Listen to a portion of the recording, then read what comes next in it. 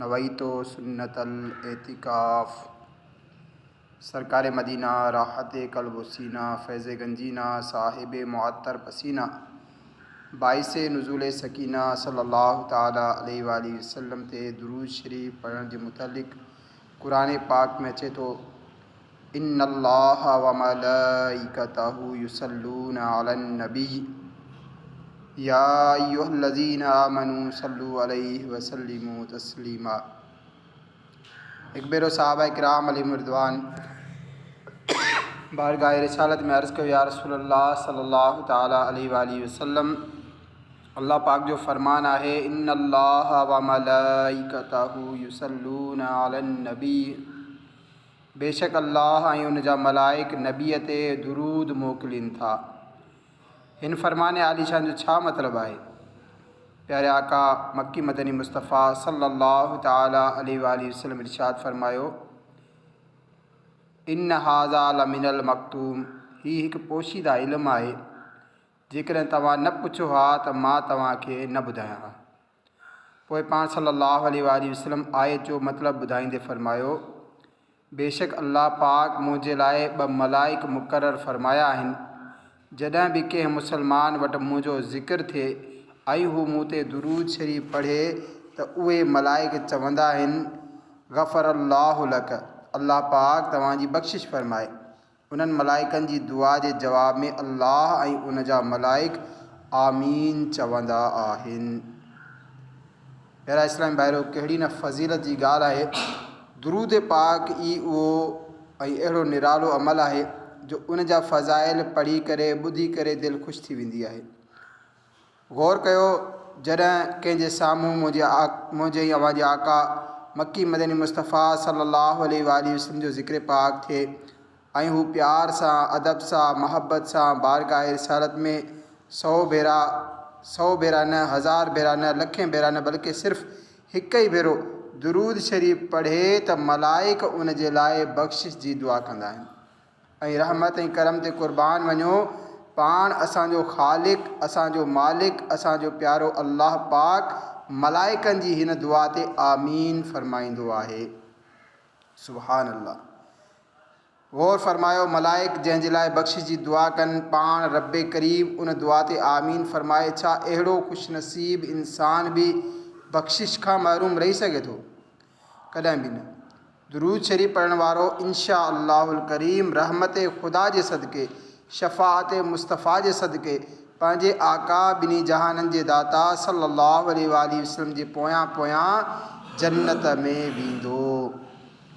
ज़बान व क़ल्ब की अज़मत दुरूद पाक से है, हर एक गम से हिफाजत दुरूद पाक से है, दुआएं होती हैं मकबूल इस वसीले से, खुदा की ख़ास इनायत दुरूद पाक से है। सल्लु अलल हबीब सल्लल्लाहु ताला अला मुहम्मद सल्लल्लाहु ताला अलैहि वसल्लम। रिवायत आहे, बनी इसराइल में 2 शख़्स हुया, हिकु निहायत इबादत गुज़ार हुयो, ॿियो निहायत ई गुनहगार हो।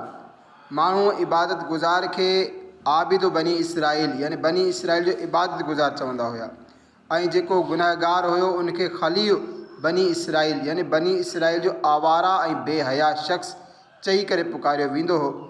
हिकु भेरे गुनहगार शख़्स आबिद यानी इबादत गुज़ार वटां गुज़रियो, ॾिठाई त इबादत गुज़ार जे मथे ते ककर छांव करे बीठो हुयो। उन गुनहगार पंहिंजे दिलि में सोचियो, मां बनी इसराइल जो इंतिहाई गुनहगार ऐं ही तमामु वॾो इबादत गुज़ार आहे, जेकॾहिं मां उन जे वेझो वेहां त उमेदु आहे त अल्लाह ताला मूं ते बि रहम फ़रमाए छॾींदो। ही सोचे करे उहो उन आबिद जे वेझो वञी वेठो। होॾां उहो आबिद जेको शायदि शैतानी चालनि ऐं बातिनी बीमारियुनि जो इल्मु न रखंदो हुयो, उनखे नागवार गुज़रियो ऐं उन मनफ़ी सोच ऐं दिलि में सोचियो त किथे मूं जहिड़ो इबादत गुज़ार ऐं किथे ही वॾे दर्जे जो गुनहगार ही मूं वटि कीअं वेही सघे थो। जीअं त उन वॾी हिकारत सां उन शख़्स खे मुखातिब थी चयो, हितां उथी वञ। उन ते अल्लाह ताला उन ज़माने जे नबी अलैहिस्सलातु वस्सलाम ते वही मोकिली त इन्हनि ॿिन्ही खे फ़रमायो त उहे पंहिंजा अमल नए सिरे खां शुरू कनि। मूं हिन गुनहगार खे उन जे सुठे गुमान जे सबबु बख़्शे छॾियो ऐं इबादत गुज़ार जा अमल उन जे तकब्बुर जे बाइस ज़ाया करे छॾिया। हिकु रिवायत में आहे त उहो ककर जेको आबिद जे मथे ते छांव कयल हुयो उन ई वक़्तु इबादत गुज़ार वटां हटी करे गुनहगार जे मथे अची वियो। इलाही मैं तेरी अता मांगता हूँ, करम मगफिरत की दुआ मांगता हूँ। इलाही नहीं चाहिए तख्त शाही, फ़कत तेरी रहमत खुदा मांगता हूँ। सल्लु अलल हबीब सल्लल्लाहु ताला अला मुहम्मद सल्लल्लाहु अलैहि वसल्लम। प्यारा इस्लाम भाइरो, हिन मां असांखे ॿ ॻाल्हियूं सिखण जे लाइ मिलनि थियूं। पहिरीं ॻाल्हि त इहा असांखे घुरिजे त असां कॾहिं बि कंहिंखे हक़ीर न सम्झूं। ॿियनि खे हक़ीर सम्झणु तकब्बुर आहे ऐं तकब्बुर इंतिहाई नुक़सानदेह बीमारी आहे। असांजे आका व मौला मक्की मदनी मुस्तफ़ा सल्लल्लाहु अलैहि वसल्लम इरशाद फरमायो, बाने जी बुराई जे लाइ एतिरो ई काफ़ी आहे जो हू पंहिंजे मुसलमान भाउ खे हक़ीर सम्झे। हिकु भेरे हज़रत लुक़मान हकीम रहमतुल्लाह ताला अलैह पंहिंजे पुट खे नसीहत कंदे फरमायो, पुट तुंहिंजो अक़ुलु उन वक़्त ताईं कामिल नथो थी सघे जेसिताईं तूं सभिनी इंसाननि खे पाण खां बहितर न ॼाणे वठी। अल्लाह पाक असांखे अक़ुलमंदी नसीब फरमाए, तकब्बुर जी आफ़त बल्कि तमामु ज़ाहिरी ऐं बातिनी बीमारियुनि खां महफ़ूज़ फरमाए। प्यारा इस्लाम भाई, हिन वाक़े मां ॿी ॻाल्हि जेका सिखण जे लाइ मिली उहा ही त असांखे हमेशह पॉज़िटिव थिंकिंग, हमेशह मस्बत सोच रखणु घुरिजे। ॾिसो, हिन वाक़े में असांजे साम्हूं ॿ किरदार आहिनि। हिकिड़ो उन्हनि मां गुनहगार आहे जंहिंजी ज़िंदगी गुनाहनि में गुज़री आहे।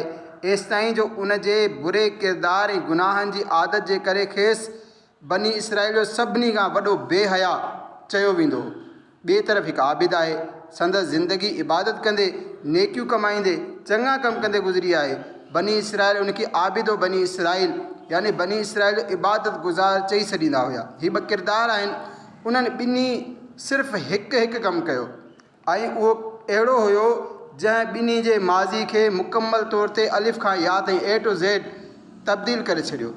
उहो कमु कहिड़ो हुयो? हिकु सोच, उहा हिकिड़ी सोच ई हुई। आबिद मनफ़ी सोचियो, हिकु कलमे पढ़ण वारे जे मुतलिक़ दिलि में नफ़रत जो ॿिज छटियो। उन जी नुहूसत सबबु संदसि सॼी ज़िंदगी जूं नेकियूं ज़ाया थी वियूं। ऐं ॿिए तरफ़ उहो गुनहगार हुयो, उन सुठो सोचियो, मस्बत सोच, पॉज़िटिव थिंकिंग अपनाई, पाण खे गुनहगार, ॿिए खे इबादत गुज़ार सम्झियो। चङी सोच, चङो इरादो खणी हुस्ने ज़न करे उन आबिद वटि पहुतो। उन जी चङी सोच जी बरकत सां उन जा सभई गुनाह मिटाया विया ऐं उन जी कारी ऊंदा माज़ी खे हसीन ऐं ख़ूबसूरत बणायो वियो। इहा आहे मस्बत सोच जी बरकत। असां ॿुधंदा रहंदा आहियूं त मस्बत सोच जे ज़रिए मुस्तक़बिल सुठो थी वेंदो आहे, इंसान खे तरक़ी ऐं कामयाबी मिली वेंदी आहे।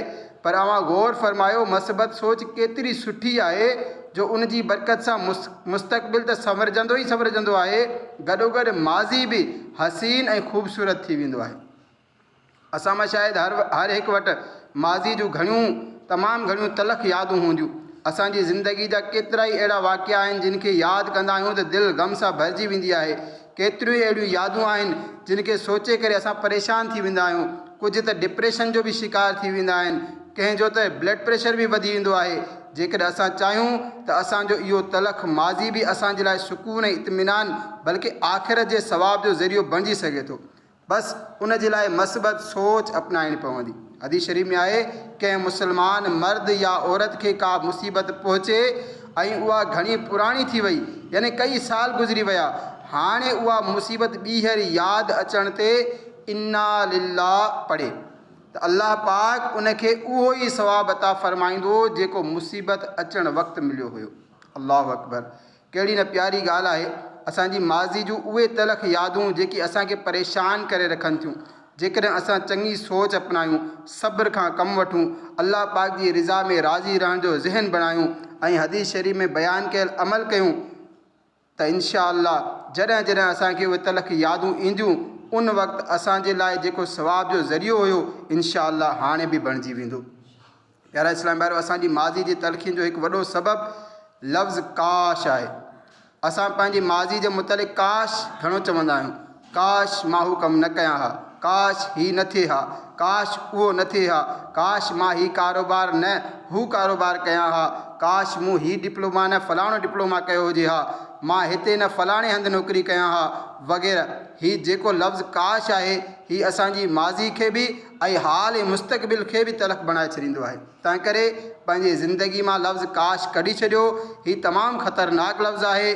उम्मत जे ग़मख़्वार महबूब रब ग़फ़्फ़ार सल्लल्लाहु अलैहि वसल्लम जी हदीस पाक आहे, फ़रमायाऊं जेकॾहिं तव्हांखे का तकलीफ़ पहुचे त ही न चओ त जेकॾहिं मां हू कमु करे वठां हा त ईअं थी वञे हा, बल्कि हीअं चओ अल्लाह पाक मुक़दर कयो ऐं जेको चाहियो उहो ई कयो।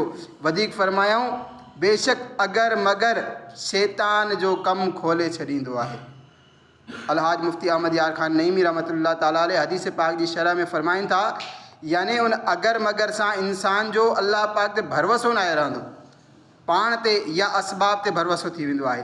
पोइ जॾहिं अल्लाह पाक ते भरवसो नाहे रहंदो त शैतान उनखे जकड़े वठंदो आहे। ख़्यालु रहे हिते दुनिया जी अगर मगर जो ज़िक्र आहे, दीनी कमनि में अगर मगर ऐं अफ़सोस ऐं निदामत चङी शइ आहे। मसलन अगरि मां एतिरी ज़िंदगी नेकियुनि में गुज़ारियां हा त मुत्तक़ी थी वञा हा, पर अफ़सोस मूं गुनाहनि में ज़िंदगी गुज़ारे छॾी, अहिड़ो अफ़सोस बहितरीन इबादत आहे। ही आहे इस्लाम जी प्यारी प्यारी तालीमात। पंहिंजी ज़िंदगी मुतालिक़ अगर मगर माज़ी जे वाक़िअनि ते हरू भरू कुड़ंदो रहणु, काश काश चवंदो रहणु, ही सभई कमु छॾियो, चङी ऐं मस्बत सोच अपनायो। इंशा अल्लाहुल करीम माज़ी जूं तलख़ियूं ॾुख न पुॼाईंदियूं, बल्कि कई सूरतुनि में सवाब जो ज़रियो बि बणिजी वेंदियूं। अल्लाह तबारक